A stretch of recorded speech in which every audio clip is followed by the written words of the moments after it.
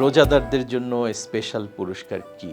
আলহামদুলিল্লাহ, খুবই চমৎকার একটি প্রশ্ন। আমরা যে এত কষ্ট করব, রোজা রাখব, এই যে সাহারি খাবো এবং তার পরের দিন সারাদিন না খেয়ে, রোজা হচ্ছে আসলে এমন একটা ইবাদত, এই ইবাদতটার মূল সম্পর্ক হচ্ছে আল্লাহ রব্বুল আলামিনের সাথে, এটা কোনো মানুষের সাথে না।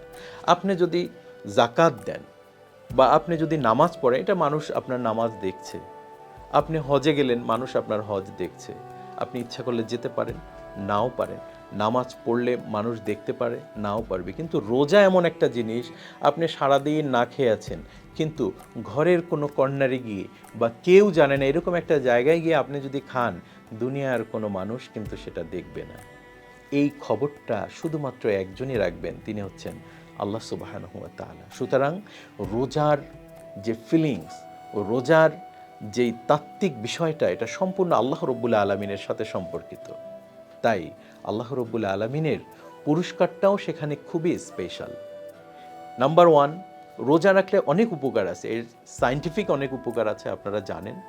আমি যে বিষয়টা বলতে চাই সংক্ষেপে, সেটা হচ্ছে রোজাদারদের কিয়ামতের দিন আল্লাহ রব্বুল আলামিন রোজাদারদেরকে এত ভালোবাসবেন যে শুধু রোজাদারদের জন্য একটা গেট তৈরি করবেন রাইয়ান নামে, এবং সেখান থেকে শুধুমাত্র রোজাদাররাই সেই গেট থেকে ঢুকবে। সুবহানাল্লাহ।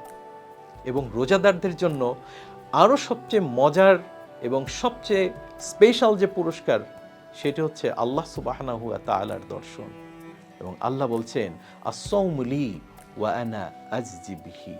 রোজা আমার জন্য এবং এর পুরস্কার আমি নিজেই দেব। সুবহানাল্লাহ।